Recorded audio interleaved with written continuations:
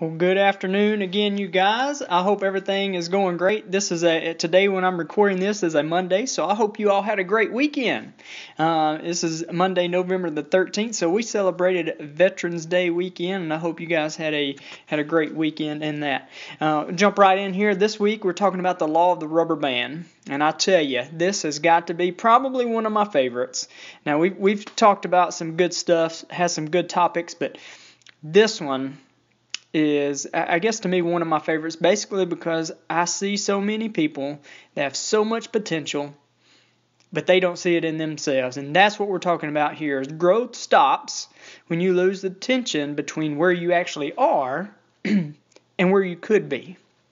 So where you're currently at and what you possibly could be, your true potential. I like the quote under it, but it took me a second. I had to reread it a few times. I'm a little bit slow, so I have to apologize now. Only a mediocre person is always at his best. A mediocre person is always at his best. Again, it took me a couple times to read that, but that's got some great impact. A mediocre person is someone that is okay with where they currently are. They're never striving to be more than they currently are. They're at their very best. I don't know about you guys, but I don't ever want to reach. I want to continue striving to be better and better and better. My best today was better than yesterday. When I wake up tomorrow, I'm trying to beat my best, which was yesterday. Right? I'm striving and continually trying to be better than I was the day before. Only a mediocre person is at their very best, and they're happy with that. And it made me think back to one of the things we talked about last week when John talked about a person that lacks passion is a beige person. Well, I categorize someone that's mediocre as a beige person. They are dull, they're boring, they're never trying to grow, and I do not want to be categorized as that. Next thing that really stuck out to me was on the next page where he talks about one of the quotes that he gathered when he was a young person that's always stuck with him is, God's gift to us is potential, and our gift back to God is to develop that. Man, that's great. So how do we do that? We do that by getting out of our comfort zones. We talked about it in the past. Success in achieving your true potential is on the other side of your comfort zone. You do that by continually stretching. And when we're talking about that, not only physically, but we're talking about mentally, emotionally, and spiritually in all areas of life. So if we're thinking back to all areas of life, we're talking about work life, we're talking about your financial life, your spiritual life, your work and family life. In those areas of life, which area do you feel like you need to do some more growing? Which area do you feel like you could grow more? And what do you need to do to grow in that area? Thinking to that.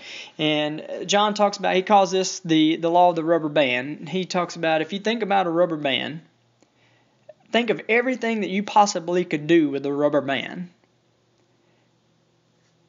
And if you think about those uses, rubber bands are only good when they're stretched. They're no good if they're not stretched out. They don't hold things in place or anything like that unless they're stretched.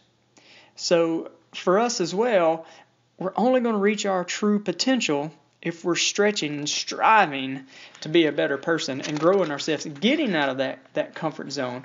I'm about to read this whole passage right here because I think it is so great. It is on page 162. And I wish I could memorize every bit of this. I'm going to try to one day. But this was by Edmund Goddard. And he says, average is what failures claim to be when their family and friends ask them why they aren't more successful. Average is the top of the bottom, the best of the worst, the bottom of the top, the worst of the best. Which of these are you? Average means being run-of-the-mill, mediocre, insignificant, and also ran a non-entity. I'm going to add beige to that. Being average is a lazy person's cop-out. It's lacking the guts to take a stand in life. It's living by default. Being average is to take up space for no purpose, to take the trip through life but never pay the fare, to return no interest, for God's investment in you. Wow. Now that, I tell you what, that stops me right there. That's, you think about that. God has given us this life and this potential. What are we doing with it? Being average is to pass one's life away with time rather than to pass one's time away with life. It's to kill time rather than work it to death. To be average is to be forgotten. Once you pass from this life, the successful are remembered for their contributions. The failures are remembered because they tried. But the average, the silent majority, is just forgotten. Do you want to be forgotten? That really speaks to me again. Do you want to be forgotten, or do you want your contributions to be remembered? Not necessarily you specifically, but the things that you left behind, your legacy. What will that say about you? Will you be remembered, or will you just be forgotten? To be average is to commit the greatest crime one can against oneself, humanity, and one's God. The saddest epitaph is this: here lies Mr. and Mrs. Average. Here lies the remains of what might have been, except for their belief that they were only average. Man. Yeah, I think a lot of people need to read that right there. Need to hear that right there. That has some great wisdom right there. I cannot stand the idea of settling for average. I don't know about you guys. Think about it. Nobody admires average. The top companies do not pay for average. And John says right here, mediocrity is not worth shooting for. One of my favorite quotes is, people do not want to pay for average. They will by default, but they willfully and gladly pay for extraordinary. So the services that you are providing, the care that you are providing to the people that come to you, is it extraordinary? That's what we want to go for. Next thing that I highlighted that really stands out to me is I didn't know this was in here, and I posted this on Facebook reading through Jim Rohn's book that I have, and then I read it right here again. But I love this. Every life form seems to strive to its maximum except human beings. How tall will a tree grow? It'll grow as tall as it can, right? It'll grow as tall as it possibly can. But human beings, we, on the other hand, God has given us the dignity of choice, the freedom to choose. You can choose to be all that you can, or you can choose to be less than you can, right?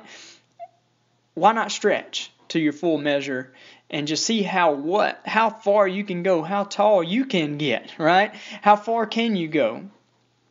So I encourage you, really keep pressing. Put your foot on the gas pedal and see how far you can go. A.G. Buckingham at the bottom says, monotony is the awful reward of the careful. So my question to you is, what are you striving for right now? What kind of risk are you taking? Because we know, again, it's getting out of that comfort zone, and that's taking a risk to get out of our comfort zone. But what are you doing right now to stretch? What kind of risk are you taking right now? On page 166, John talks about America seems to be increasingly satisfied with mediocrity. And it's a personal concession to do less than our best. And people think, I guess, good enough is good enough, right? Well, that's the majority. I tell you what, to me, that's great news. Right? It's great news that everybody else wants to be okay with average, because I don't want to be. And if you don't want to be, that's going to separate you from every single person that you know, and the rest of the average people is not wanting to be mediocre and wanting to do your best. How tall will a tree grow? As tall as it can. How far can you go? I don't know. Try. See what you can do. But as for me, that is great news that everybody else wants to be mediocre, because it's going to separate me from the crowd. And I hope doing this and talking through this, it will motivate you to do the same. A thing that I underline on the next page is improving yourself is the best way to help your team. And why that sticks out to me is because there's three things that I try to pride myself in, and then whenever we're talking about our gyms and the physical therapy clinic, that I try to implement in there. Number one is value people. We want to gain respect and exceed expectations. But one of the ways you value people and add value to them is making yourself more valuable, right? Continuing to grow yourself, making yourself more valuable to them so you can serve them better. They need your very best, not your okay and your mediocre. They need you at your best. Rabbi Nachman, he says, if you won't be better tomorrow than you were today, then what do you even need tomorrow for?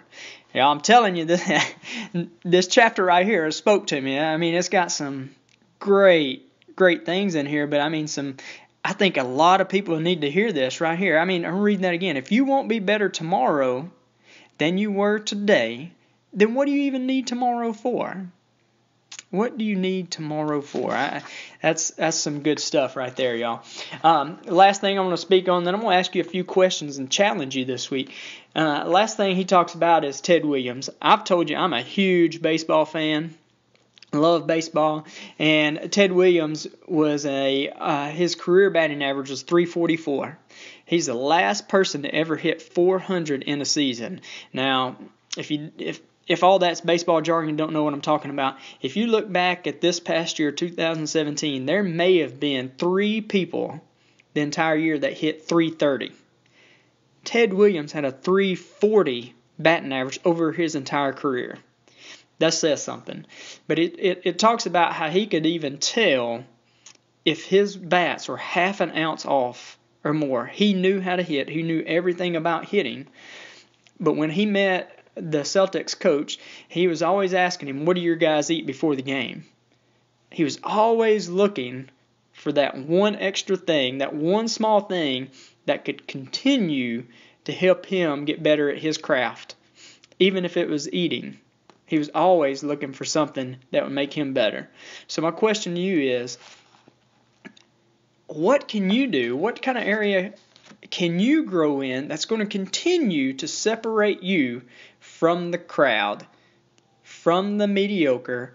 Again, if everybody else is being average and okay with mediocre, it's going to be easy to be separated if you're willing to get out of the other question that I have for you is, if settling for the status quo, the normal, what that does, that involves short-term comfort. We're okay with the comfort right now, but we're sacrificing that long-term satisfaction, right? We're comfortable in the short term, but lacking that long-term satisfaction.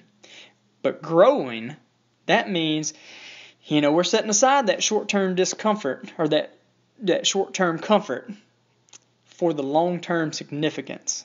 So what comforts are you willing to get rid of right now to realize your vision for the future? What can you do right now that maybe you're sacrificing to live like nobody else, so one day you can live like nobody else? All right? What can you sacrifice right now that's out of your comfort zone that can help you live like no one else? All right? Last question. What areas of untapped potential do you see in your life? Where do you have the potential that you could grow? And if you tried to develop those areas, all kind of possibilities would emerge. Where do you see the potential in yourself that if you grow that is the area you want to strive for, all right? Last thing I'm going to leave you guys with is, I know I'm about to send this out Monday, November the 13th. December the 30th, Saturday, December the 30th, 2017, I'm going to be hosting a 2-hour goal-setting seminar. I hope that you guys can attend this. It's going to be great. It's going to be on how to set goals, how to set them properly, how to achieve those, but it's also going to come with 1 free month of mentorship by me, one-on-one, 1 hour a week mentorship for the month of January. This course is $50 for 2 hours, and we're going to deep dive in how to set the goals and strive to achieve the things that you want to achieve in 2018. That's what I'm calling it. 2018, living your best year ever.